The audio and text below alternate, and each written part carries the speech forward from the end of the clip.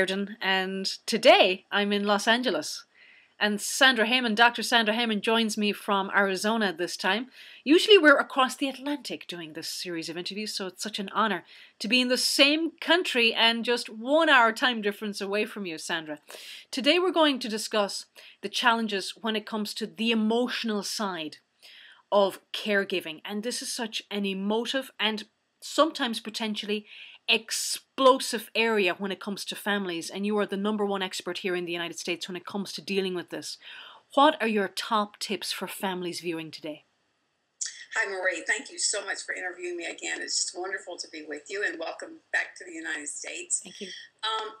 Oftentimes, caregivers describe their experience as being on an emotional roller coaster and having mixed feelings about their role as a caregiver and even about a parent is not uncommon.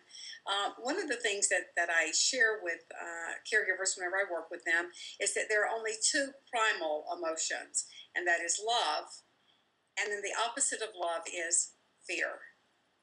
And that every other emotion will come from one of those two origins.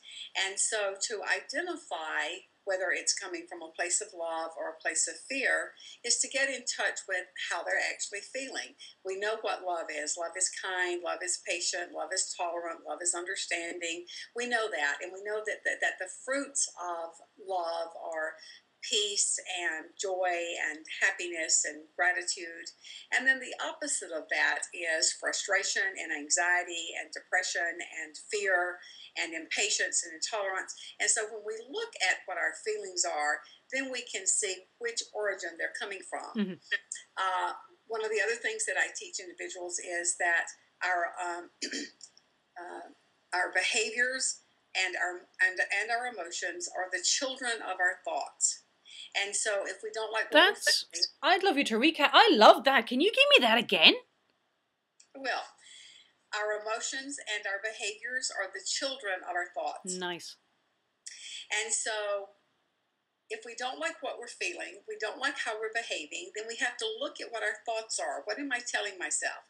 If I'm telling myself that I really should not have to take care of my folks and my sisters really should come and help me do this and it's not fair, and you see, I tell myself that, and then I'm going to be frustrated, I'm going to be angry, and behaviorally I might call and not be kind to my sisters, or I might withdraw from them socially.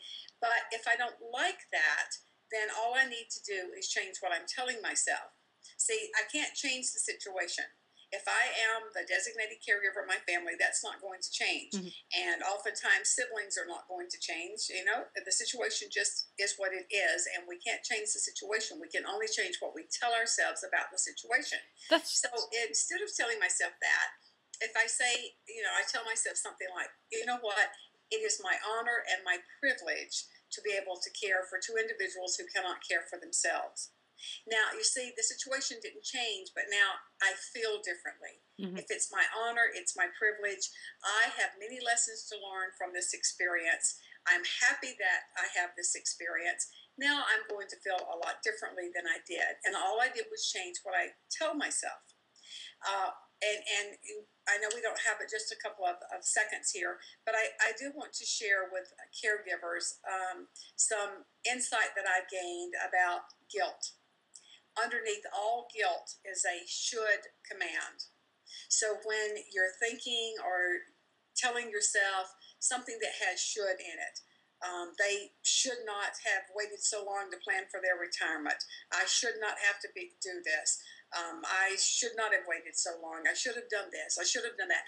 On the heels of should, if we're thinking it or saying the word should, guilt is going to follow right behind that. So when we say should, that boxes us in, because that's a moral imperative that implies there is one perfect way and you missed it. Mm-hmm. You should have gone to the right instead of to the left, and you'd have missed all that traffic. Well, we might have, but we also might have been in an accident.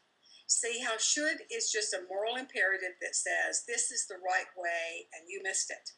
But if we eliminate the word should and replace it with the word could, just simply changing that one word will get us out of the guilt box, and we never have to feel guilty again by just changing should to could.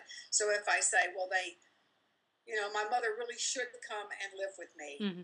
If I change that to could and say my mother could come and live with me, but how else could we handle this? She could go to assisted living. She could go to personal daycare. She could, you see, the word could is problem solving.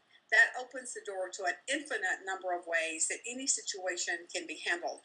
And so I encourage caregivers to consider their feelings. Take a look at whether it's coming from a place of fear or is it coming from a place of love. If you're coming from a place of fear, it cannot serve you well, because the fruits of fear will just be more fear. And so if you don't like that, then you go in and have a look at what you're telling yourself, what you're thinking about your situation, and change that so that your emotions and your behaviors therefore can change. That's just tremendously powerful. The should to a could. And this is helpful in so many areas of life. And I'm just brought to your website right now, Sandra, and I'm just reading a line, if I may. And it says, do you feel overwhelmed, guilty, angry, lonely, hurt, secretly terrified in your role of caregiver? And it just goes to reinforce to me that you're absolutely right. There's a broad spectrum of emotions when it comes to this area.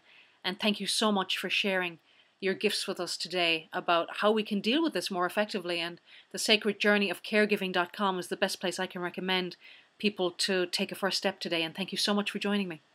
Thank you so much, Marie.